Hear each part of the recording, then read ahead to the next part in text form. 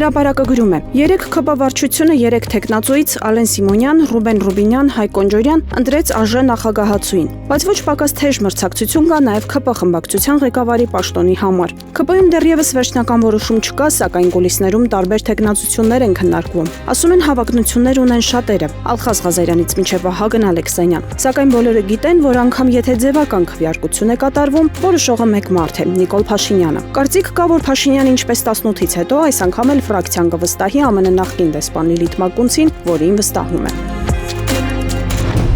Ժողովուրդը գրում է. ՔՊ կուսակցության վարչությունը 3 երկրորդ անգամ ծանր քաղաքական ապտակ տվեց ազգային ժողովի նախագահ Ալեն Սիմոնյանին։ Այս անգամ նրան մերժելով ազգային ժողովի նախագահի ՔՊ տեխնացու դառնալու հարցում։ Առաջին ազդակը Սիմոնյանը ստացել էր դեռևս կուսակցության նախընտրական ցուցակի կազմման ժամանակ, երբ երկրի սահմանադրությամբ երկրորդ պաշտոն զբաղեցնող անձը նույնիսկ կուսակցության առաջին տասնամյակում տեղ չէր գտել։ Այդ որոշումն արդեն հուշում էր, թե ինչ վերաբերմունք է ձևավորվել նրա նկատմամբ իշխանական թիմում։ Երեք այդ վերաբերմունքը վերածվեց քաղաքական որոշման։ ՔՊ վարչության անդամների մեծամասնությունը փակ քվեարկությամբ ազգային ժողովի նախագահի տեխնացու ընտրեց Ռուբեն Ռուբինյանին, մերժելով Ալեն Սիմոնյանին։ Վերջինս ընդամենը 5 ձայն է ստացել 20 հոգուց։ Թերթի իշխանական աղբյուրների փոխանցմամբ վարչության նիստից հետո Ալեն Սիմոնյանը տուն է վերադարձել ակնհայտ անդրամադիր։ Երեկոյան զրույցներում Սիմոնյանը մտերիմներին ասել է, թե իրեն փաստացի խաբել են։ Մինչ առաջադրումը նա հանդիպել էր Նիկոլ Փաշինյանին, ստացել նրա համաձայնությունը տեխնացու առաջադրվելու վերաբերյալ եւ վստահ էր, որ այդ համաձայնությունը նշանակում է նաեւ ընտրվելու քաղաքական երաշխիք։ Սակայն երբ վարչության անդամներին 3 առավոտյան նախապես տեղեկացվել է, որ քվեարկությունը լինելու է փակ, այլ ոչ թե բաց, արդեն պարզ է դարձել, որ իշխանության նախընտրած տեխնացուն Ալեն Սիմոնյանը չէ։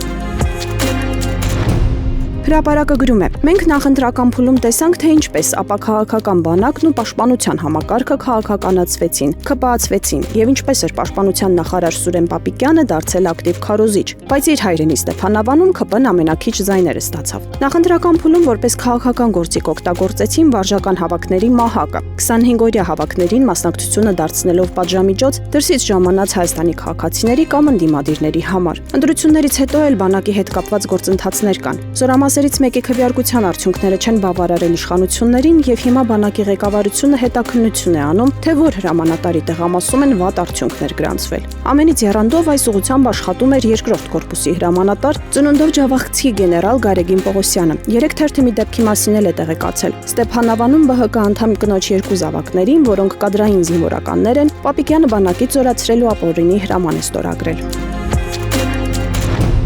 Իրավունքը գրում է. ՔՊ-ն իսկ ավելի ճիշտ Նիկոլ Փաշինյանը որոշում ունի, որ ազգային ժողովի փոխոսնակներից մեկը լինելու է կին ու այդ կինը լինելու է Լիլիթ Մակունցը, բայց սա դեռ ամենը չէ։ Փաշինյանը որոշել է թիմի տղամարդկանց գլխին էլ կին դնել։ Ակտիվորեն քննարկվում է, որ խմբակցության ղեկավարի պաշտոնն էլ ՔՊ-ում վստահվելու է կին падգամավորի։ Այս պահին քննարկվող վարկածներից մեկի համաձայն այդ պաշտոնում կարող է հայտնվել Արուսյակ Ջուլհակյանը։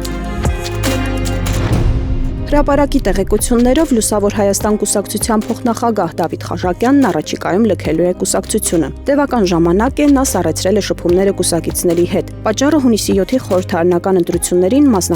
մասնակցելու հարցում կուսակցության ղեկավար կազմի հետ ունեցած տարաձայնություններն են։ Թերթն ավելի վաղ գրել էր, որ Խաչակյանը կողմ չէր ԼՀԿ-ի միայնակ մասնակցությանը, ձայներ փոշիացնելուն, հենց այդ պատճառով էլ նա չընդգրկվեց նախընտրական ցուցակում, չմասնակցեց ընտրություններին, բայց որpիսի ընտրություններից առաջ չդավաճաներ կուսակցությանը մնաց մինչև ընտրությունների ավարտը։ Նա ներքին քննարկումների ժամանակ ասել էր, որ ընտրություններից հետո կհեռանա կուսակցությունից։